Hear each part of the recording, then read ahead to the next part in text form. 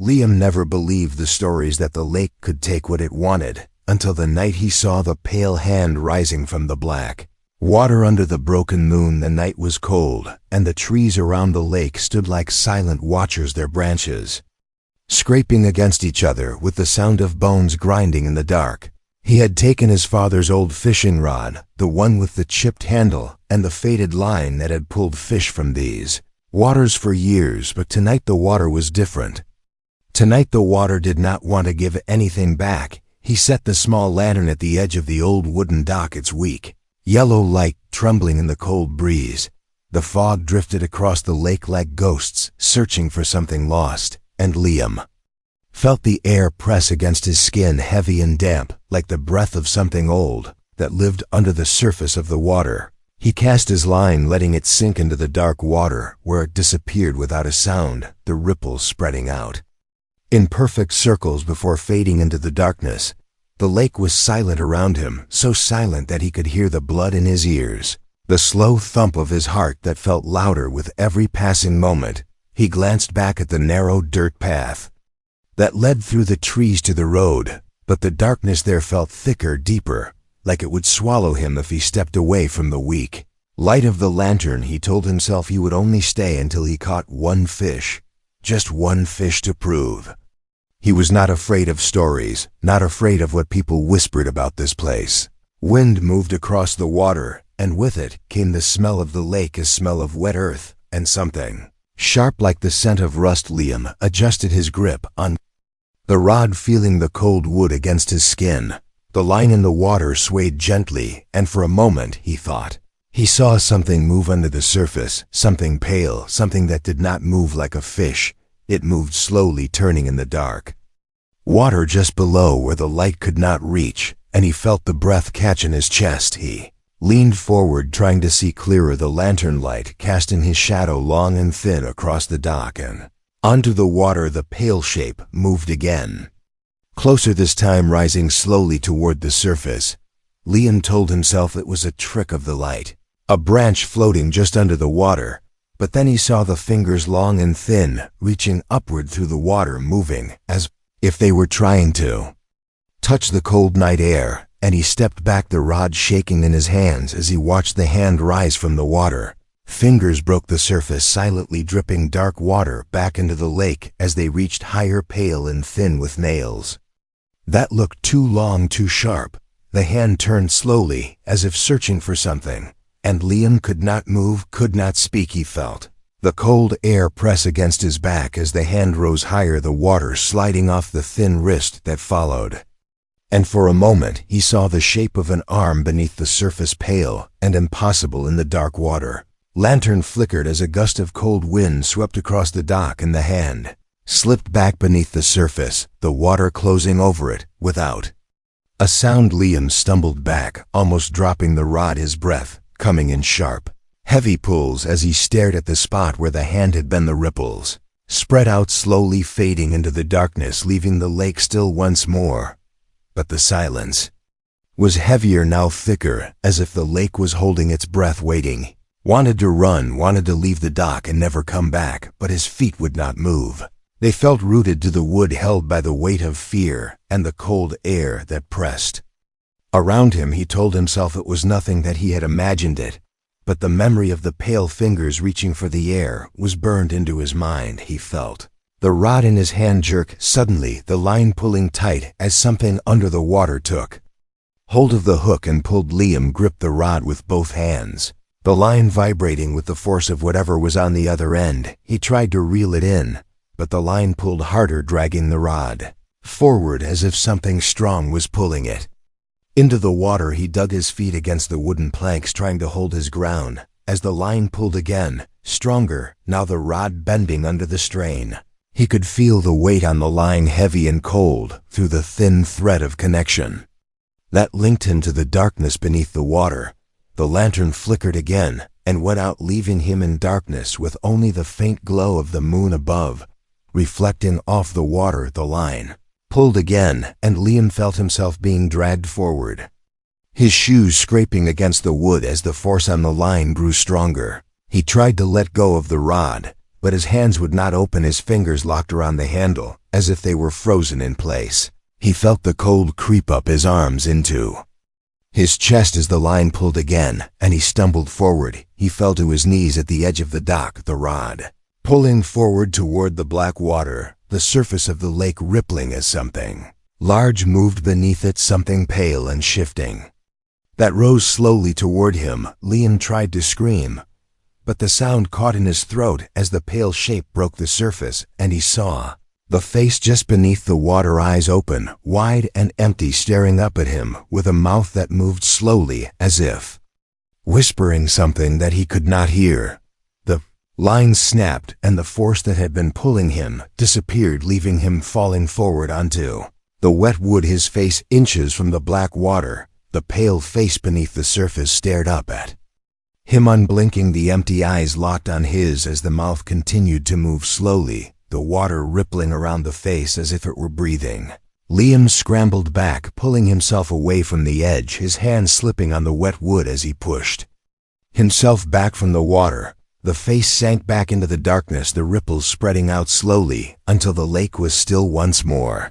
Liam sat on the dock, shaking his breath, coming in ragged gasps as he stared at the dark water. The rod lay beside him, the line broken, the hook lost to whatever had taken it. He could still see the empty eyes of the face in the water, still see the way the mouth had moved as if trying to speak to him. He could still feel the cold of the hand that had reached from the water. He stood slowly, his legs weak, as he picked up the broken rod, the lantern beside him cold and dark.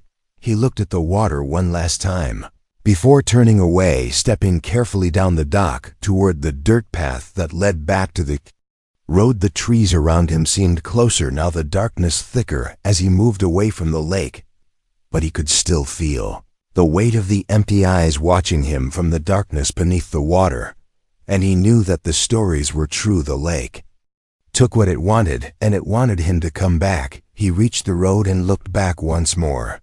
The lake was hidden by the trees, but he could still hear the soft sound of the water against the dock, the whisper of the wind across the surface, and for a moment he thought he saw a pale hand rise from the water again, reaching toward the sky before slipping back beneath the surface, leaving the lake still and silent. Once more Liam turned away, walking down the road, his breath visible in the cold air as he moved further from the lake.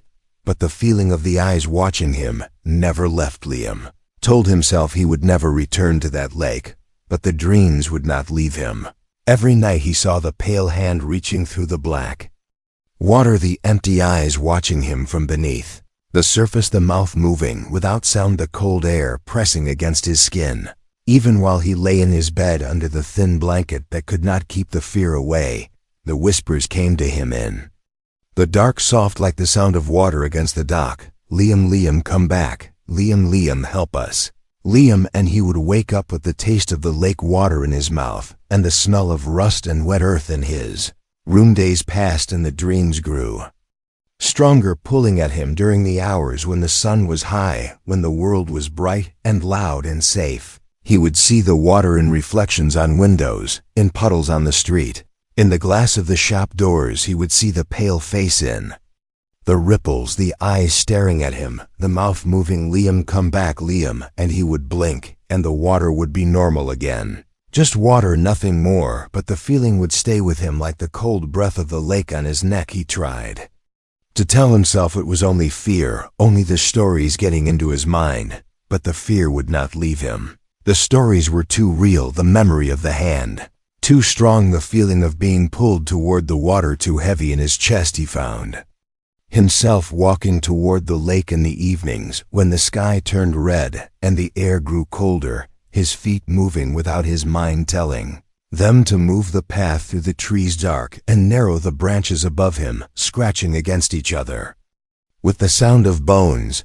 The lake was silent when he reached it, the water still and dark, the surface smooth like black glass reflecting the gray sky above. The dock stood empty, the lantern he had left there still cold and dark, the broken rod lying where he had dropped it that night. He stood at the edge of the dock, looking at the water, feeling the cold air press against him, the smell of the lake filling his lungs, the whispers in his mind growing louder. Liam, Liam, come back. Liam, help us, Liam.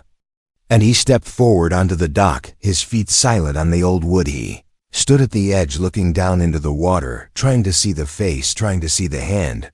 But the water was too dark, too still, the ripples from his breath spreading across the surface before fading into stillness. He felt the weight of the darkness around him, the cold pressing into his skin, the fear crawling inside him like ice, but he could not turn away. The whispers were loud now. Liam, help us. Liam, come back. Liam. And he knelt at the edge, reaching toward the water, with a shaking hand, the cold air wrapping around his arm. As he moved closer, surface of the water broke as the hand rose again, pale and thin, the fingers reaching upward, dripping black water back into the lake. The hand turned slowly, as if searching for something, the wrist following as the arm rose higher.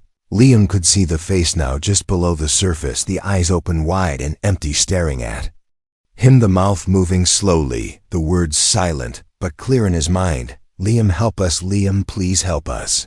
Liam. He felt tears on his face, cold and sharp, as they fell into the water, mixing with the dark ripples around the pale hand. He reached out and touched the hand, the skin cold like ice, the fingers closing around his wrist with a grip that was stronger than it should have been, pulling him forward toward the water. The eyes below the surface locked on his, the mouth moving faster now, the whispers in his mind louder. Liam, Liam. And he felt himself leaning forward, the cold water touching his skin as the hand pulled harder, the dock creaking under the weight of his body. As he was pulled closer to the edge, he tried to pull back, but the grip was too strong, the hand pulling him forward with a force that felt like the weight of the entire lake behind it. The water touched his face, cold and sharp as it soaked into his skin, the smell of the lake filling his nose, the taste of the water on his lips, the whispers in his mind growing louder, drowning out the sound of the wind, the sound of the water,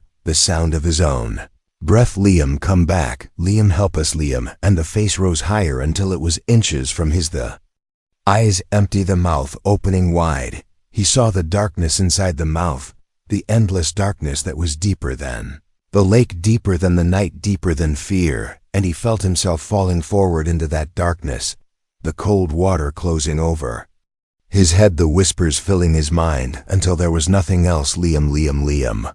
The cold pressed against him like a weight, pulling him down, pulling him deeper into the black water, the pale face close to his, the eyes watching him, the mouth still moving, the words clear in the silence of the water. Liam, help us. Liam, stay with us. Liam felt the darkness wrap around him, pulling him down, the cold pressing into his bones, the water filling his lungs, the whispers echoing in his mind as he sank deeper, the pale hands reaching for him, pulling him closer, the faces of others around him, pale and empty, their eyes open, their mouths moving without sound, their hands reaching for him, touching his skin, pulling him deeper into the darkness, the cold pressing into him until he could not feel his body, could not feel the water, could not feel the fear, only the whispers. Liam, Liam, Liam. Suddenly he was on the dock again, coughing water from his lungs, the cold air burning in his chest as he gasped for breath, the lake in front of him silent, and still, the water smooth and black as if nothing had happened. He lay on the wood, shaking, the cold deep inside him, the whispers still in his mind, but softer now. Liam, thank you. Liam, help us. Liam, the pale face was gone, the hand was gone, the water was still, but he could still feel the grip on his wrist, the cold fingers around his skin, the weight of the eyes watching him from below the surface. Stood slowly, his body weak, his clothes wet and heavy, the cold air biting at his skin as he looked at the lake, the darkness around him, thicker now, the night pressing in the trees, whispering with the wind, the water silent and black, the dock creaking under his feet as he turned away, walking back down the narrow path through the trees, the whispers in his mind soft but clear. Liam, Liam, Liam. He knew he would come back. He knew the lake was not finished with him. The stories were true, the lake took what it wanted, and now it wanted him. David never believed in ghosts, not when his uncle drowned on the river, not when the old men at the bait shop whispered about screams that came from the water when the fog rolled in.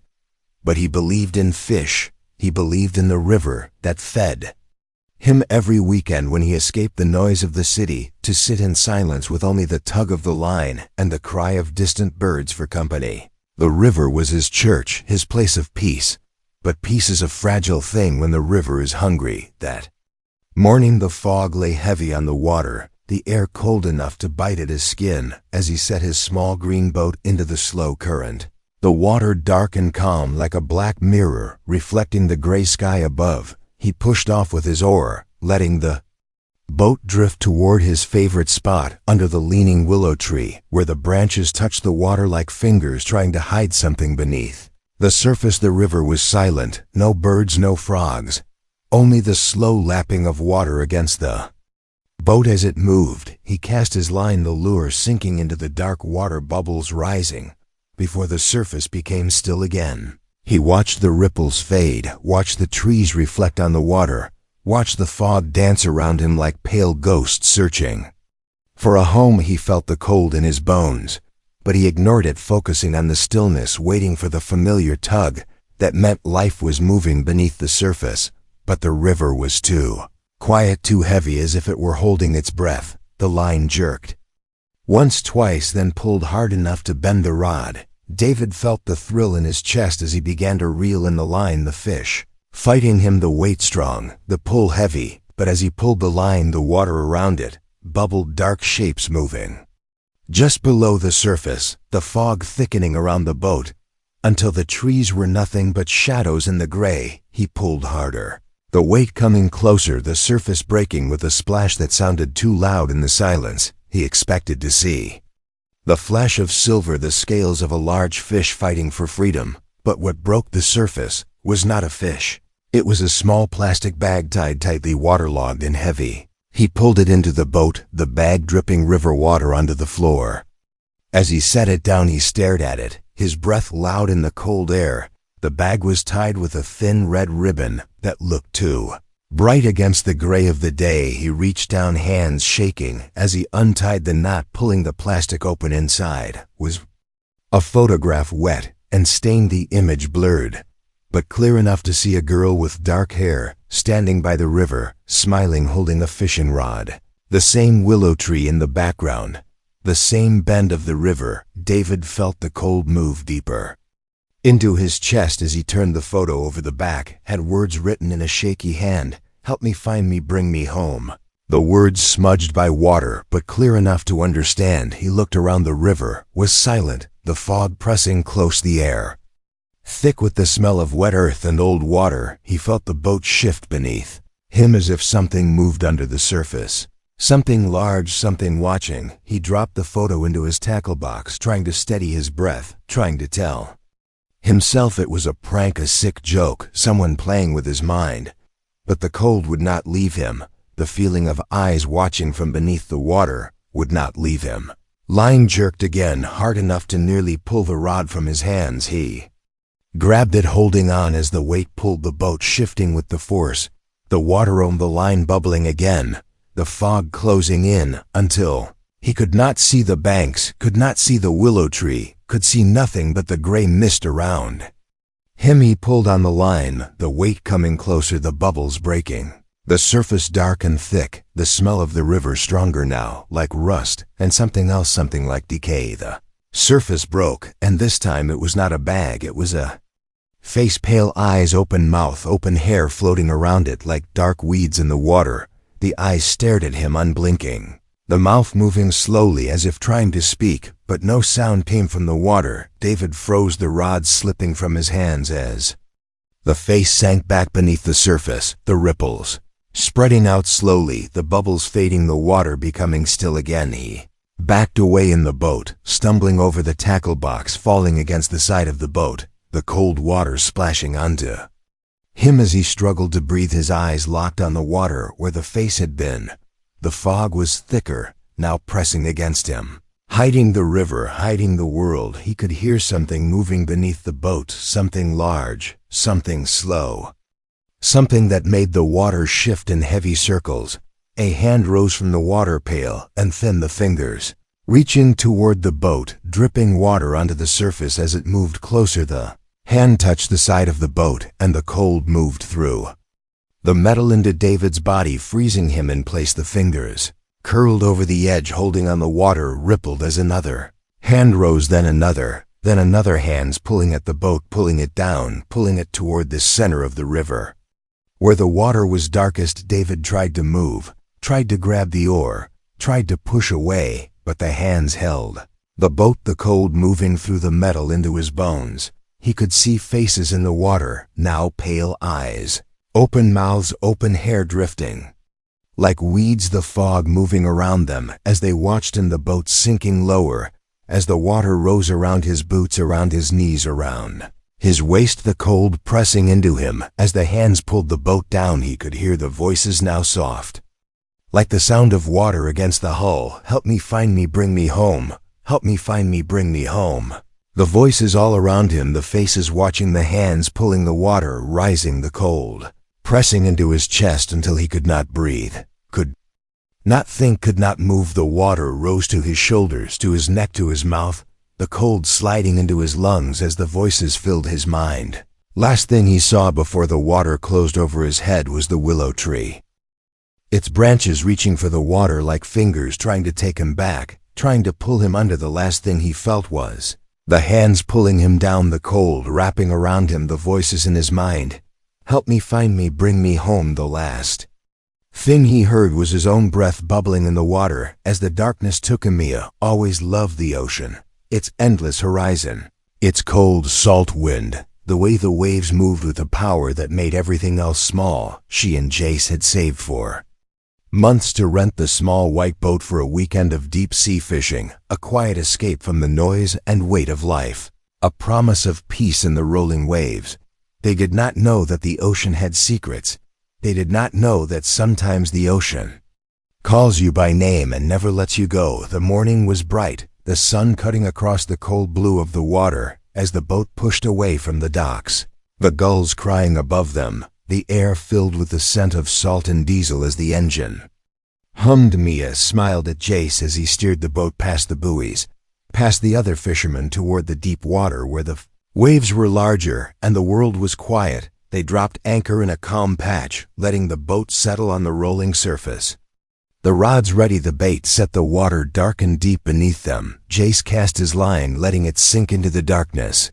Mia leaned over the side, watching the waves move against the hull, the rhythm calming like a heartbeat. She felt the cold wind on her face, the salt on her lips. She closed her eyes, letting the sound of the water fill her, the gentle slap of waves, the creak of the boat, the distant cry of birds. But under the calm was something else, a low sound, a knock against the bottom of the boat, soft at first like something brushing against the hull. She opened her eyes, looking at Jace, but he had not heard it. The knock came again, louder, now like a hand tapping from beneath the water. Mia felt the cold move through her chest as she leaned over the side, looking down at the water, dark and endless. The knock came again, and she saw the water ripple, a small circle that spread out across the surface before fading into the endless motion of the sea. Jace asked if she was okay, and she nodded, but her eyes stayed on the water, the place where the knock had come from. They fished for hours, the sun moving across the sky, the waves rolling the boat in gentle swells, the engine off, the world quiet. The line tugged now and then, but the fish did not bite. Jace checked the bait, reset the lines. Mia watched the horizon, the endless blue, the wind colder, now the sky turning gray. As clouds moved in, she felt the knock again under the boat, harder this time, shaking the hull. Jace felt it too, his eyes meeting hers as they listened. The knock came again, and again, a steady rhythm like a heartbeat beneath the water. Jace started the engine, but it coughed and died. The knock came again, louder now, the boat shifting with each sound, the water around them rippling in slow circles. Mia leaned over the side, looking down into the dark water, and she saw a shape move just below the surface, pale and long, drifting upward slowly. The knock came again, and the shape rose closer, and she saw a face in the water, eyes open, staring up at her, mouth moving with the rhythm of the knock. She screamed, pulling back from the edge. Jace grabbed her, asking what she saw, but the words would not come. The knock came again, and the face rose higher, the pale eyes locked on hers, the mouth moving, the water around it bubbling as if trying to speak. The knock came again, louder, the boat shaking with the force of it, the anchor rope pulling tight, as if something below was holding it. Mia grabbed Jace, pulling him away from the edge as the face broke the surface, the pale lips moving with no sound, the eyes empty and cold. Sky darkened as clouds swallowed the sun, the wind rose sharp and cold, the waves grew larger, slamming against the hull. As the boat rocked, the knock came again, and again, faster now, harder now, the face sinking and rising with each wave. Mia saw other shapes in the water, pale faces drifting just below the surface, eyes open, mouths moving, the water filled with bubbles. As the shapes moved around the boat, the knock came again, and the anchor rope snapped, the boat spinning in the waves. Jace tried to start the engine, but it would not catch. The knock came again, and the boat lurched as if something pulled it from below. The faces in the water moved closer, their eyes watching, their mouths moving, the waves crashing against the hull, the sky black with storm clouds, the wind screaming as the ocean rose around them. The knock came again, and Mia felt the cold move into her bones as the faces rose higher, the water bubbling as the mouths moved with silent words. Help us, help us, help us. The words filled her mind as the faces stared up at her. The knock came again, and the boat tilted as if something was dragging it down, the water pouring over the side as the faces rose higher, the waves slamming into the boat as the storm broke, the rain falling in cold sheets, the wind tearing at them as the boat rocked. Mia held onto Jace as the faces rose higher, their pale hands reaching for the boat, pulling at the edges, pulling at the ropes, pulling at the anchor chain. The knock came again, and the boat tipped, water pouring in as the faces broke the surface, their mouths open with silent screams. The wind howled as the waves crashed, the ocean alive with pale shapes, their hands pulling. Mia felt a cold hand grab her wrist, pulling her toward the water. She screamed, holding onto the rail as the rain pounded down, the cold hand pulling harder. The knock came again, and the boat tilted further, the water rising around her feet as the faces pulled at her, the cold filling her chest as the wind screamed. Jace grabbed her, pulling her back, but the hands pulled harder, the faces rising higher, the mouths moving. Help us, help us, help us. The knock came again, and the boat tilted until the water covered the deck, the cold hands pulling her under, the faces closing around her, the water filling her mouth as she screamed. The last thing she saw was Jace reaching for her as the waves closed over her head. The last thing she felt was the cold hands pulling her down. The last thing she heard was the knock one last time as the darkness took her. The boat was found drifting at dawn, the ocean calm, the storm gone as if it had never been, the sky clear and blue above the cold waves, the white boat rolling gently with the swell, the anchor rope torn, the deck covered in salt and rain, the rods broken, the tackle box open, the bait gone. There was no sign of Mia, there was no sign of Jace, only the empty boat rocking in the soft morning light as the gulls cried above the sea. The Coast Guard pulled the boat in, checking for signs of struggle, for signs of life, but the boat was empty, the life jackets untouched, the radio silent, the engine dead. The water in the bottom of the boat was dark and cold, and in that water floated a small black camera, the red light still blinking as it recorded the silent rocking of the empty boat. They took the camera back to shore, drying it off, powering it on, watching the last moments that the ocean had kept. The video showed Mia and Jace on the boat laughing as they fished, the sky bright, the water calm, the sound of gulls and the soft splash of waves against the hull. Then the video showed the knock, the camera shaking as the boat rocked, the fear in Emma's eyes as she looked over the side, the pale faces rising in the water, the mouths moving with silent words. Help us, help us, help us. The waves crashing as the storm rolled in, the rain falling, the wind screaming as the ocean turned black. The video showed the faces pulling at the boat, the pale hands reaching for Mia, the cold filling the air as the storm howled, the water rising on the deck as the boat tilted, the faces rising higher, their eyes empty, their mouths open as they pulled at her, as they pulled at Jace. The waves crashing, the wind tearing at them as the rain poured down. Help us, help us, help us. The video shook as the boat rocked, The camera catching glimpses of pale faces in the water, their hair drifting like seaweed, their eyes locked on the boat.